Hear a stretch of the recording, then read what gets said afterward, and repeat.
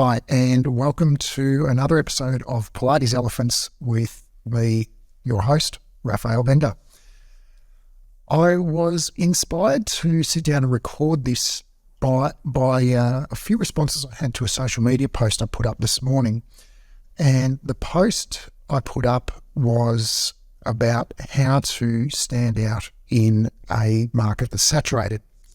Just some thoughts I had when I was on my morning cycle down by the river today, and a few people commented and said words to the effect of, I would love to promote myself more, but I hold back and I fear putting myself out there, and my clients tell me I should promote myself more, promote my business more, but I don't feel able or good or right about blowing my own trumpet. And that's one of the big things that's holding me back. I'm paraphrasing what a few people have said to me. And so I wanted to share my thoughts, my experience as somebody who used to feel exactly like that. And somebody who is a massive introvert, and how I got over my fear of talking publicly and putting myself out there, because I think some of the things that I have learned, some of the things that helped me might help you. All right, so this is something which I hear a lot, not just from this one social media post, but this kind of catalysed me to say something, to record this about it, because this is something I hear a lot from people, from Pilates instructors, and I see it. I see it in people's posts. I see the sorts of posts that people make on social media that tell me that the person making the post feels extremely self-conscious, and I know that, dear listener, because that was me, and I recognise the signs. So if that's you, if you're hiding your light under a bushel, if you're bashful about putting yourself forward, if you don't like blowing your own trumpet or playing your own drum, stick with me. So, where do I want to start? There are two major points I want to discuss today, and the first one is a fundamental mind shift they're both fundamental mind shifts. The first one is about what your product is and what is meaningful to your clients, and so thus what you should communicate when you post on social media or market or promote yourself, and the whole purpose of this conversation today is to make it easier for you, hopefully, because this is what made it easier for me, to put yourself out there without feeling so anxious about, or so self-conscious about it, or so like you're blowing your own trumpet and feeling bad about that. So I guess the first big thing is the mind shift from the idea of putting yourself out there, of promoting yourself. And I mean, dear listener, I've got no idea how you perceive me, whether you perceive me as somebody who promotes myself wildly at all times and all opportunities, or whether you see me as very self-effacing and humble, or somewhere in between. And I'm fine, however you think of me. But I am definitely out there a lot. We're up to roughly episode 120 or so of this podcast. I've posted 5 times a week on social media for the last year or two. I'm quite, in a very tiny corner of the Pilates universe. I'm quite a public figure, and I put myself out there a lot. When I say put myself out there a lot, I mean I appear in public a lot. We've got like 350,000 plus downloads of this podcast now. Like 6 to 10,000 people see most posts that I do on social media. So I've got a reasonably I've got an extremely lightweight influencer, but compared to I don't know how I was 5 years ago in terms of my public notoriety, I've certainly grown a lot in terms of the following that I have, and so I have a reasonably what I consider to be a reasonably large audience, and so I've managed to go from being someone who's very shy and just not shy, introverted, I think, and I still am extremely introverted. As I sit here by myself in my bedroom, in my home, where I work. The real big mind shift that let me tell you a little story. I have a memory of several Christmases ago. I was at my dad and at the time his wife, my stepmom, at their house, and I must have been, I don't know, in my 30s, I would guess, at this time. And we were having Christmas with them, and we're having Christmas with the family, the friends and family of my step brothers and brother and sisters, and there was quite a large group of people there. And one of the mothers of one of the partners of one of the step siblings, was very outgoing and gregarious, and started organising everybody to play some kind of game. Well, I can't remember what it was. It was charades or some kind of like standard Christmas party game that you play. And she started organising people and saying, okay, everybody has to play, and you go on this team and you're on that team. And I just remember feeling like a visceral sense of fear and hatred for this woman in the moment. That like, no fucking way. I'm not going to get up in front of a group and jump around like a idiot.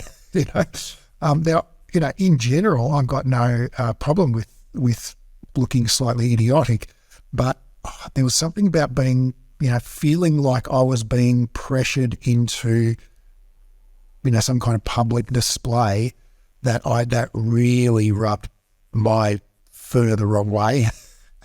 And, so that I like going from that, like not wanting to get up in front of a group of like 10 of my friends and family at a Christmas party to now, comfortably sitting down to have a chat with you, dear listener, many of whom I've never met, and feeling quite comfortable to share my family Christmas stories with you. So, so that's been, a small outline of my journey.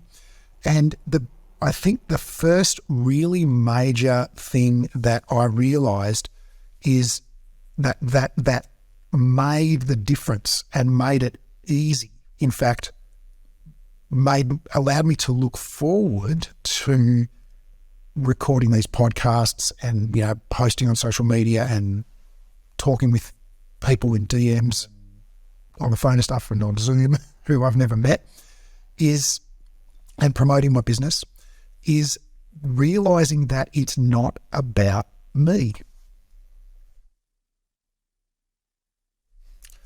So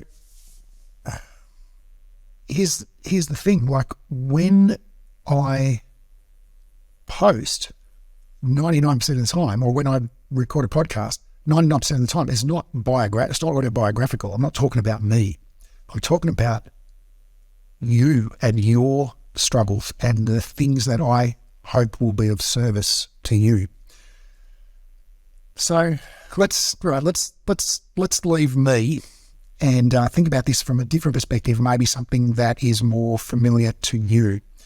Right, so do you buy expensive leggings? or any other expensive item of clothing. Why? Why do you buy leggings that are probably 10 times the cost of a generic brand? I just did a quick Google search before I started this episode, and I found Lululemon leggings for $94, and I found another brand called IO brand or something like that. It was just the generic store brand, and they were $10 for, as far as I could see, a very, very similar pair of leggings. Now, dear listener, if you are the person who purchases Lululemon or whatever brand, of premium leggings or whatever other type of premium, item of clothing, why do you buy that expensive item when you could buy a generic brand, for, in many cases, 1/10 of the price? Is it because, think about it, like when last time you bought that item, okay? Is it because you value the person who made the leggings, or you respect the person who designed the leggings? No, it's because of how you look in those leggings, how you feel in those leggings, the quality that you anticipate from those leggings in terms of they'll last you, the time they'll save you in like just shopping around because they look good because you've got 4 other pairs from the same brand. And also the time they'll save you in getting dressed in the morning because you can throw them on and they're going to match whatever other garments you've got from that same brand, right? So you buy those leggings or whatever item of clothing not because of anything to do with the person who made them or designed them or sold them to you, whatever. You buy them because of what they do for you. In fact, when you bought those leggings, I would be willing to bet that you never thought for a single second about the person who designed them or the person who made them. You thought about the result you were hoping to obtain from those leggings. Now, that doesn't make you a bad person, right? The fact that you didn't think about, the poor person who stitched together those leggings or the person who designed them or the person who shipped them to you or the person who packaged them up or whatever. That doesn't make you a bad person. It just makes you human, okay? You buy those leggings because of the utility that they have for you, okay? And your clients are the same. They don't think about you when they think about what they get from the work they do with you, okay? Now, you might have a great relationship with your clients. You might laugh and joke and, cry and hug, and you might know their kids' names and their dogs' names and all the rest of it. But, dear listener, if your clients didn't get value from your Pilates sessions that is separate to their enjoyment of your company, okay, they wouldn't buy Pilates sessions from you. They're getting something from those Pilates sessions that is beyond how nice of a person you are. Their back hurts less, or they've got more energy, they're in a better mood, they feel less stiff, they can walk upstairs easier, okay? Whatever it might be. Now, the social thing is definitely of value, okay? But often the social aspect of Pilates sessions is between the clients, okay? Clients often become attached to each other. But it's not about you, right? Like if that client, I guarantee you, if that client was coming to you, once or twice a week for 2 years, okay, and they had a lovely time and all their kids' names and all that stuff, but their back's still killing them and they're still stiff and they've got no energy and they can't walk upstairs and they're cranky all the time. It's like, what the fuck are the sessions doing? They're not going to keep coming, right, if they're not getting any benefit from the sessions. So they buy those sessions, okay, because they want to obtain a result. Okay, now, they might love you and like you and all the rest of it, okay, but, there are people in your life who you love and you don't just pay them $100 a week, okay? You call them your friends and you have coffee with them, okay? So you're in a commercial relationship with your clients and they pay you money, okay, not because they like you, okay? They've come to like you, as you've helped them, okay? Like my dog really likes me. Why? Because I feed her. Well, she's not my dog. She's my daughter's dog. Hey, don't let your 11-year-old kid try and convince you Don't let your 11-year-old kid convince you that they're old enough to look after a dog. Just speaking from the voice of experience. All right. So let's think about your business name, for example, right? And I've done this. Think of a business name. Now, when you start a business, okay, even if it's just your like Instagram business, even if you don't have like an official company or anything like that, if you just got like an Instagram page that is a name, right? Whatever. Or if you've got a studio, it doesn't matter. But if you're like 99.9% of people, when you went to choose that name, you wanted to lovingly craft that name and make it meaningful and reflective of your philosophy and, your ethos of movement and life. Okay. And you crafted your logo and you thought deeply about it and you chose possibly some kind of deeply symbolic logo that had personal meaning to you and, indicated your philosophy and stuff like that. And I've done that. But how much do people really notice or care about your logo or your business name? Now, I go out to dinner, a few times a month. Maybe you eat out. Okay. And we go to the Thai restaurant at the end of our street, maybe 3 times a month. And I've been going to that restaurant for maybe 3 years, 3 times a month. I don't know how many. What's that? 36 times a year. I've been there like 100 times. Okay. I don't know the name of the restaurant. We always call it Thai at the end of the street. I say to my daughter, hey, do you want to go to Thai at the end? What do you want to do for dinner? You want to go to Thai at the end of the street? Okay, great. My wife comes home, what did you guys do for dinner? Oh, we had Thai at the end of the street. Oh, great. I don't know the name of the restaurant. Do you know the names of the restaurants, dentists, plumbers that you use? Or do you refer to it as that Indian place on 5th Street or the plumber in such and such street? Okay. Those, that your favorite breakfast spot or whatever, okay? Can you think of their logo? Those people in those businesses probably agonized for weeks to craft that perfect business name that reflected their inner soul, right? And you don't even know it after eating there 10 times. You can't even remember their logo. That's how your clients probably feel about your business name. They don't care. Right? They don't care. They probably just call you like that Pilates place on 5th Street or whatever. Okay. Or, your name, your actual human name. They refer to you as, I'm going to do a session with Caitlin or whatever, right? That's what I think about. Okay. If I go and do lessons or tutoring or mentoring somebody, I think, I'm going to a session with such and such person, right? I never think I'm going to the such and such academy of blah, blah, blah. Okay. I think that's just how most humans function. So, we agonize about these, things that seem so important. What if someone doesn't like our name, doesn't like our logo, whatever? It's like, as the business owner, your care factor is about 10,000 times more than anyone else, including your biggest raving fan of a client.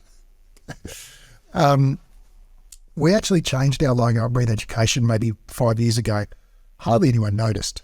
The first logo, we spent $10,000 on a logo. $10,000 on a logo and some business cards and some letterheads and stuff. When we changed out that logo, no one noticed. That was total waste of $10,000. Anyway, moving right along, I think the big point I really want to help you feel deeply in your soul here is people don't care about you. I mean, when I say they don't care, I don't mean that in a callous way. I mean, your clients might love you and care deeply about you as a human, but they're not coming to you they're not coming to you for that. They're coming to you because they feel better and their back doesn't hurt anymore after they do your sessions.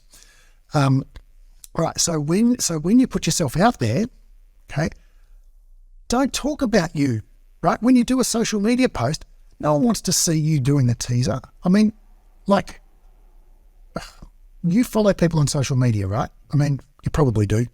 You're a Pilates instructor. You probably follow Pilates instructors on social media, right? So your feed is probably full of Pilates instructors doing Pilates, and you're like, oh, look at the cool way she's got her ankle around the strap and the fitness circle and the blah, blah, blah. Right? Isn't that cool? But guess who? And you look at these people and you think, oh my goodness, she's got 150,000 followers and all she does is just like do little Pilates routines, every day. Yeah. But who follows people who do Pilates routines every day? Pilates instructors. Who's interested in Pilates? Pilates instructors. Do you read plumbing magazines? No. Guess who? But some people do. Guess who reads plumbing magazines? Plumbers, right? Not plumbers' clients, right? You use plumbers, right? When your sink's blocked, you call a plumber, right? But you don't give a rat's ass about plumbing. You're not interested in plumbing. You've got no interest at all in anything about plumbing except when your sink's blocked, you want it fixed, okay? So you don't follow plumbers on Instagram, I bet, okay?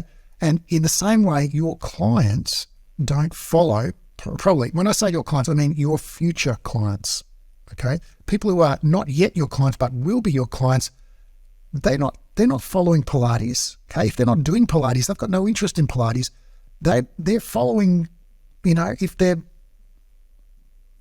well-to-do women, which is most people who do Pilates, they're following fashion brands, inspirational quotes and female entrepreneurs and, goodness knows what they're following, but probably not Pilates, okay? And so they're not fascinated by inspo, great way to put your strap around the leg. They don't care, okay? They don't want to see you doing that. Just a personal opinion. Happy to be proved wrong. But what they do care about is what you can do for them, okay? Just like, okay, trying to have a meta moment here, okay? Well, when back to my story, okay? We said at the start, these are things that help me. The realization that it's not about me, okay? When I'm, quote, putting myself out there, end quote, I'm not actually putting myself out there, right? This podcast is not about me. It's about you. This podcast is about you, dear listener. You are my clients. Some of you are my current clients. Some of you are my past clients. Some of you are my future clients. Some of you may never buy anything from me, but you've recommended my content to other people, and I appreciate you doing that. So why did you recommend my content? Why did you become my client? Why are you considering becoming my client? Because of what you hope I can help you achieve, right? You want to be a better, happier, more financially successful Pilates instructor. You want to know your shit, okay? You want to feel connected with a worldwide community of people. You want to know you're not alone. You want that you're not the weirdo just because you question some things you were taught in your certification, just because you think a little bit differently. So unless my content is so amazing that you listen to it, even though my personality annoys the shit out of you, which I doubt, because those people have already tuned out, okay?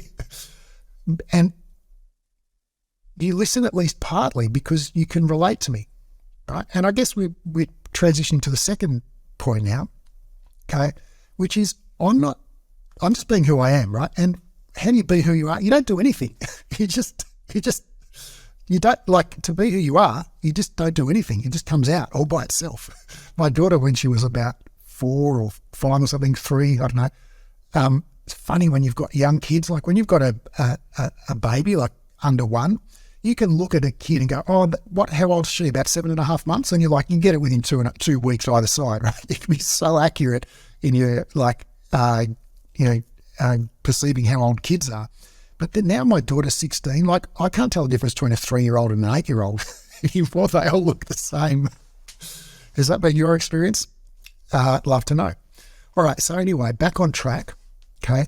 So I'm just being who I am. Anyway, so, all right, so sorry. My daughter, this is how we got to that off topic. My daughter, when she was 3 or 8, okay, she came up with this beautiful little song, and I've still got a recording of it somewhere. And I said, oh, now, where did you hear that? She said, oh, nowhere. It just came from my body. Right? And I thought that was such a beautiful moment. And I even feel just a bit emotional, just thinking about it now. But it just came from my body. And I thought, that is what it feels like to be yourself. Like it's no effort. It just comes from your body, right? So anyway, I'm just being who I am. I say so a lot. I've noticed when I listen back to these podcasts, I've got all kinds of weird verbal tics. I don't give a shit though. Dear listener, you've got all kinds of weird tics too. We're the same, you and I. And guess what? So do your clients. They're weird as shit. They like your tics and that funny mole on your nose and your sick sense of humour or whatever, right? They don't, those things that you think of as flaws, they're not flaws, they're features, right? That's what makes you, relatable, okay? Like, people like people. People like people who are real. People like people who are vulnerable. People don't like people who whinge about all their trials and tribulations, but people like people who are vulnerable. People don't like people who appear to be perfect, because everyone knows that no one's perfect. Okay, we all know deep down no one's perfect. I'm not perfect. You're not perfect. Your clients aren't perfect. Kim Kardashian isn't perfect. No one's perfect. Okay, just some of us are a little bit more open about it than others. So your client, those aren't bugs, they're features. Okay, so that weird mole on your nose or whatever, don't hide it. Okay, be cool, man, with it. Like, just be yourself. Just let it come from your body. Okay, it's not about you. It's about what you can do for your clients. It's about your clients. Okay, all of my posts, all of my podcasts are not about me. Okay, they're about what I hope to be able to help you with. Okay, so this today, the episode is like how I got over my, fear of putting myself out there at publicity. Okay, but really, why am I talking about this? Because I hope to help you get over your fear of putting yourself out there, so that you can promote yourself and your business effectively. And when I say promote yourself, I don't mean stand on a pedestal and go, everyone look at me. I mean, get out there and talk about your clients. Okay. When I put myself out there, okay, I don't think about, how do I, promote myself? I think about how can I be of service to you? How can I help you, my listener?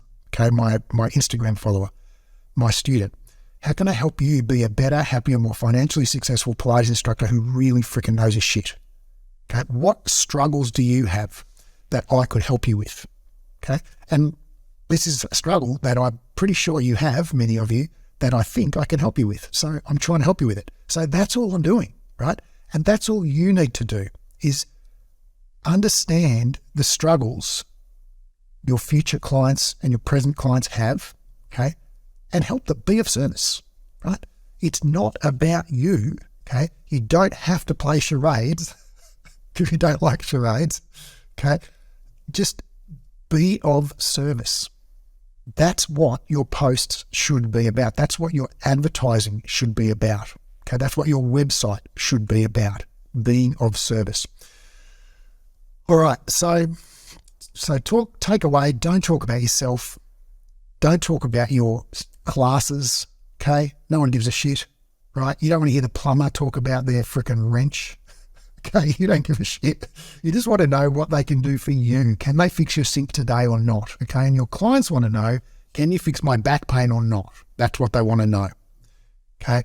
Now, the last thing about sort of, quote, blowing your own trumpet, okay, and recommending your services to people is that the thing that really helped me get perspective, and I can't remember who said this to me, but it made a big impression, is this little thought experiment, right? So if a client comes in and they've got, back pain or whatever, whatever you help people with, right? So if you help people get more flexible or whatever you help people with, right? Someone comes in, they've got that problem, the problem you help solve, okay?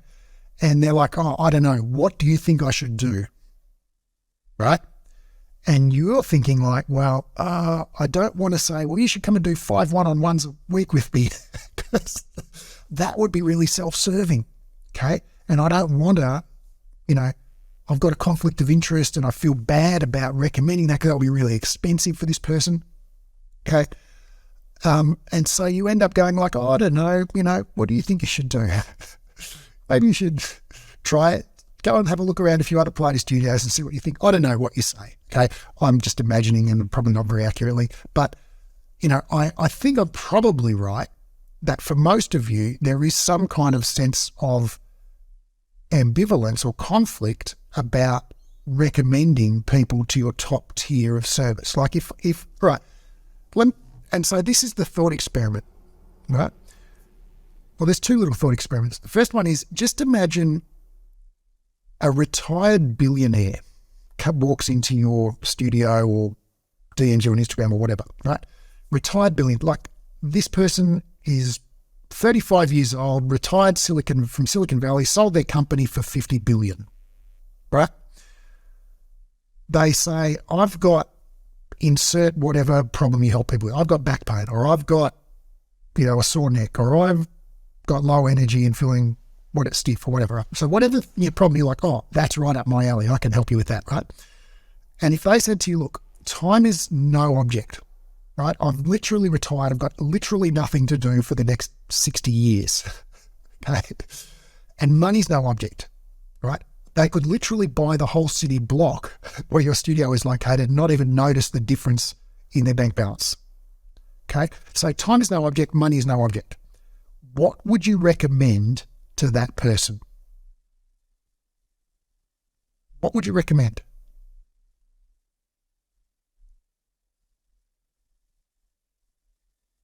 Why wouldn't you recommend that to everyone?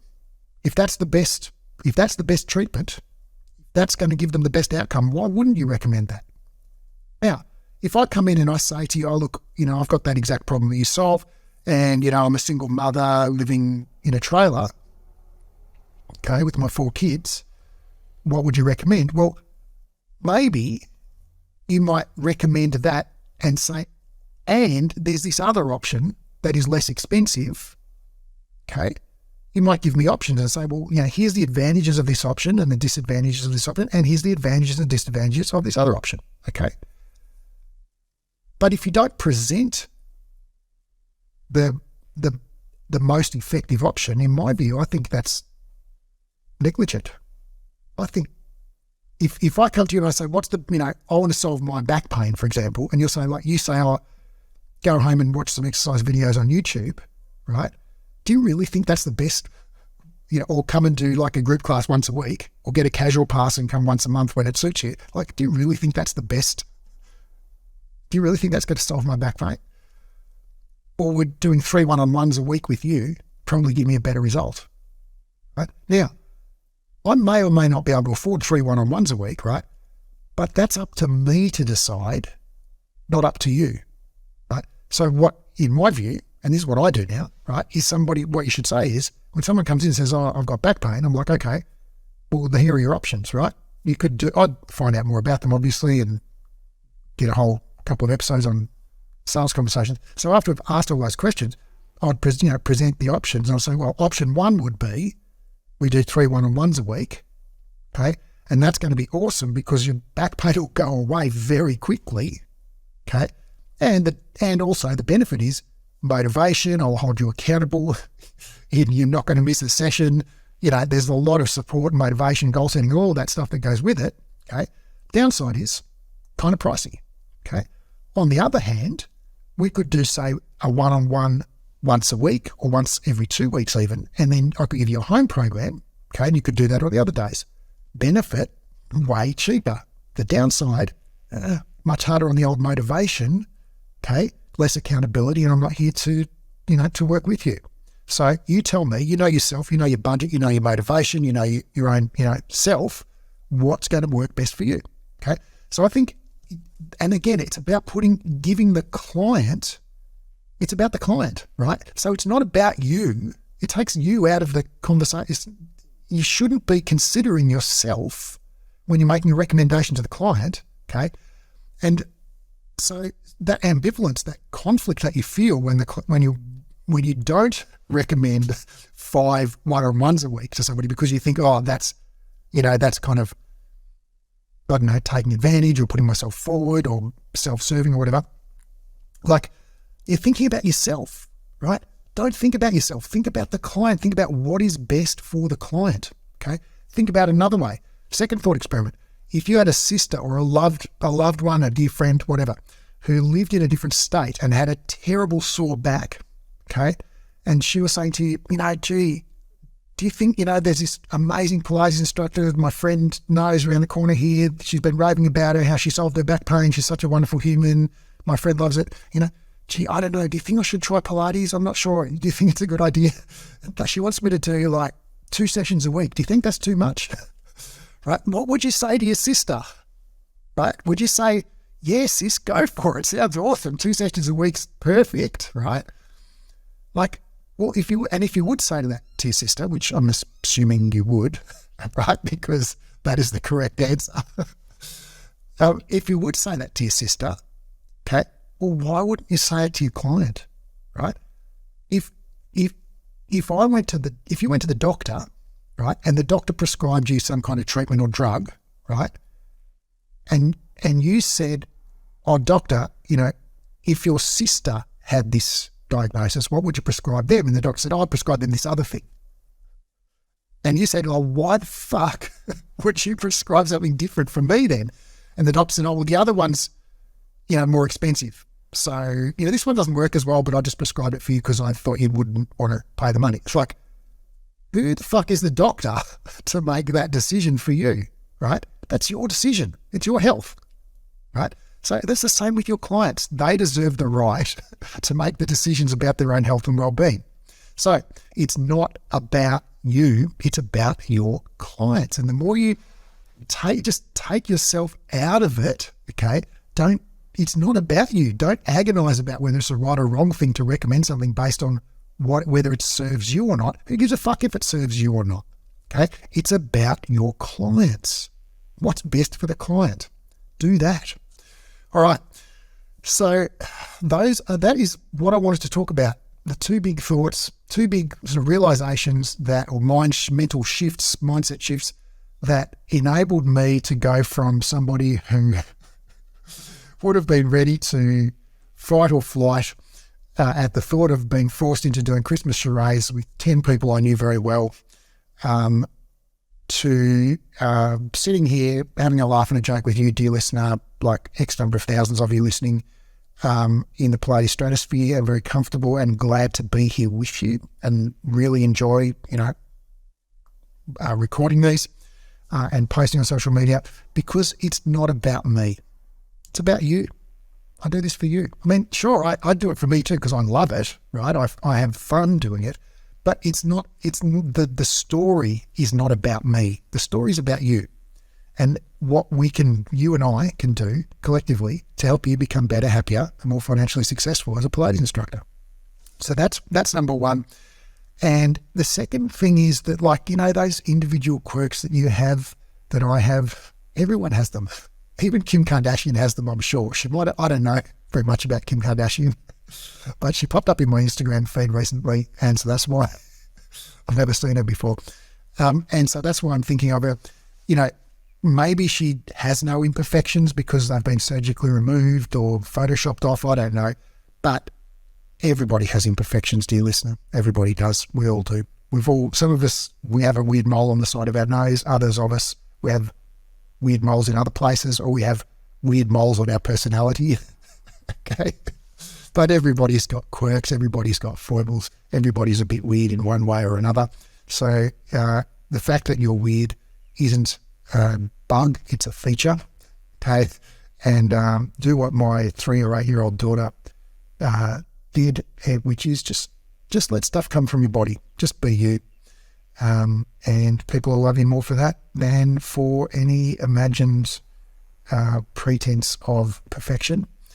And when you put yourself out there and be of service, okay, and just take the spotlight off yourself and talk about your clients and help your clients, all of a sudden it's easy, okay, because it's not a song and dance about you. it's being of service to your clients. All right, dear listener, I hope you found that helpful, and I look forward to catching you in the next one. Oh, if you found this helpful, I've got a book coming out. Now, depending on when you listen to this, you might be listening to this from the future. If you're listening to this more than sort of after February 2023, my book's already out. And the book is called How to Make $100,000 Teaching Pilates. How to make $100,000 a year teaching Pilates. And the topic of today's podcast is one of the topics I talk about in the book. So if that's of interest to you, pick yourself up a copy for $5 through the link in the show notes. All right, I will see you next time.